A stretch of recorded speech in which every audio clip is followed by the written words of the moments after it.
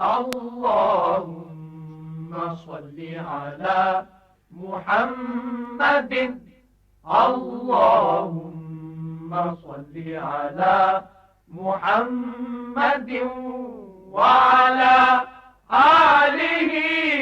وصحبه وسلم۔ بسم اللہ الرحمن الرحیم۔ آج کے اس پروگرام کے حوالے سے ہمیں محمد جواد صاحب نے خط لکھا ہے راولپنڈی سے۔ آپ یہ فرماتے ہیں کہ رمضان کے اختتام پہ لوگ چاند رات کا اہتمام کرتے ہیں، لیکن دیکھنے میں آیا ہے کہ چاند رات میں بہت سارے نوجوان لڑکے اور لڑکیاں اس انداز میں بازاروں مارکیٹوں میں گھوم پھر رہے ہوتے ہیں۔ کچھ تو یقیناً اپنی ضرورت کی چیزیں خریدنے کے لیے آئے ہوتے ہیں، لیکن ایک بہت بڑی تعداد میں صرف ہلا گلا اور تماشا دیکھنے اور کرنے کے لیے آتے ہیں۔ اس سے رمضان میں جو انسان نے تربیت اور بنیادی اخلاقیات سیکھی ہوتی ہیں تو ایسا لگتا ہے کہ جیسے فوراً ہی اس کا خاتمہ کر دیا گیا ہے۔ اس کے بارے میں اسلام کا کانسیپٹ کیا ہے؟ جناب محمد جواد صاحب، سب سے پہلی بات تو یہ ہے کہ اسلام میں جتنی بھی عبادات ہمیں سکھائی گئی ہیں ان کا تعلق کسی وقتی کیفیت اور حالت سے نہیں ہے کہ وہ وقت گزر گیا، وہ کیفیت، وہ حالت گزر گئی تو اب اس کی کیفیت بھی بدل جانی چاہیے۔ مثلا پورے رمضان میں جو روزے رکھے جاتے ہیں وہ تو اس احساس کے ساتھ رکھے جاتے ہیں کہ اللہ رب العزت کی ذات ہم پر نگران ہے، ہمارے ہر عمل کو اور ہر کام کو وہ دیکھ رہا ہے، اور اسے سب خبر ہے کہ انسان اس کی اطاعت کر رہے ہیں یا اس کی مخالفت میں زندگی بسر کر رہے ہیں۔ اس احساس کی بنا پر وہ روزے کے دوران نہ کوئی کھاتا ہے، نہ کچھ پیتا ہے، نہ کوئی گناہ کے کام کرتا ہے۔ تو ایسا نہیں ہے کہ ان گناہوں سے بچنا اور خرابیوں سے بچنا یہ محض رمضان کے روزوں کے درمیان میں ہم نے کیا اور بات ختم ہو گئی، بلکہ یہ تو ایک ٹریننگ اور تربیت گاہ کا عمل ہے جس کی بنا پر انسان کو بعد میں بھی ان تمام کاموں سے بچنا چاہیے کہ جو اللہ کی نافرمانی میں آتے ہیں۔ مثلا ایک بہت بڑی بات جو چاند رات کی گہما گہمی میں اور شور شرابے میں اکثر شہروں میں دکھائی دیتی ہے وہ یہ کہ لوگ راستہ بند کر دیتے ہیں، راستے میں گزرنے والوں کو پریشان کرتے ہیں، خاص طور پر خواتین کے لیے ان کا وہاں پر رہنا، کام کرنا یا خرید و فروخت کی جو بنیادی ضرورتیں ہیں اس میں وہاں پر مصروف ہونا ان کے لیے مشکل بنا دیتے ہیں۔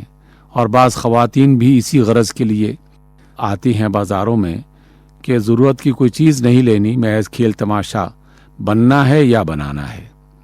تو یقیناً رمضان کی تربیت کا مقصد یہ نہیں تھا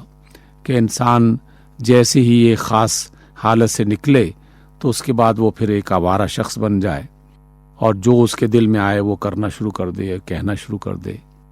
اور اسی طرح کا شور شرابہ، دنگا فساد اور نظام زندگی میں خلل پیدا کرنا، اس کے اندر رکاوٹیں پیدا کرنا۔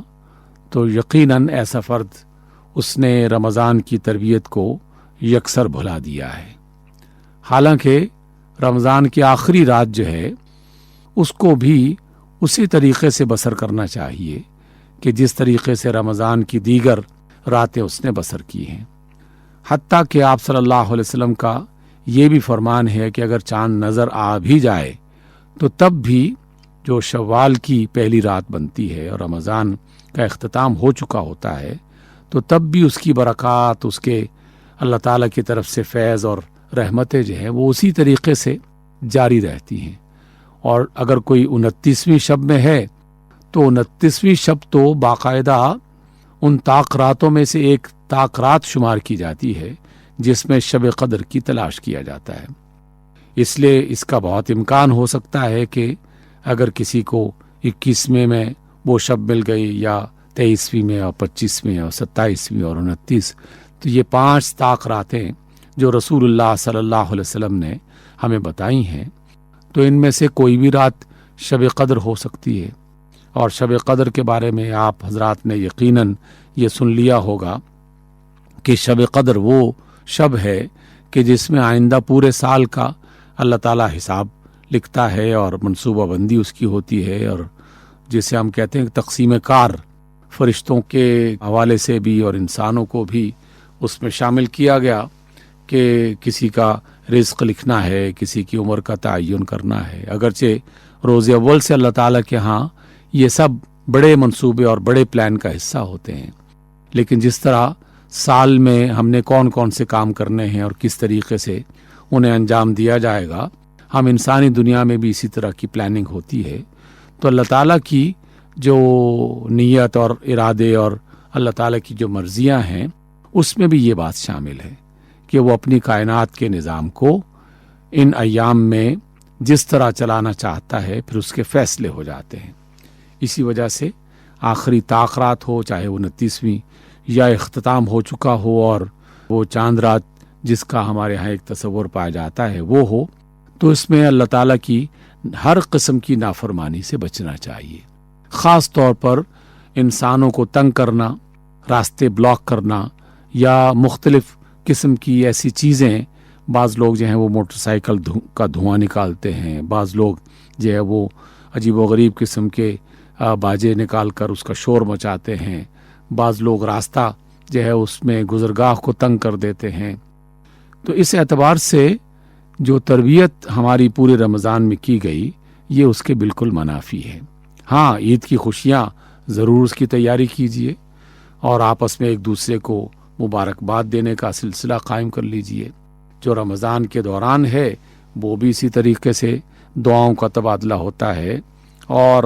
رمضان کے اختتام ہو گیا تو مبارکباد کا تبادلہ ہوتا ہے، ایک اچھی معاشرتی سرگرمی وہ شروع ہو جاتی ہے۔ تو اس اعتبار سے چاند رات ہو یا 29ویں رات ہو، اس میں جو بھی انسان عمل کرے اس عمل کے بارے میں یہ ضرور سوچنا چاہیے کہ کیا اس سے اللہ تعالیٰ ناراض تو نہیں ہوتا، کیا اللہ تعالیٰ اس بات کو جو ہے وہ پسند کرتا ہے،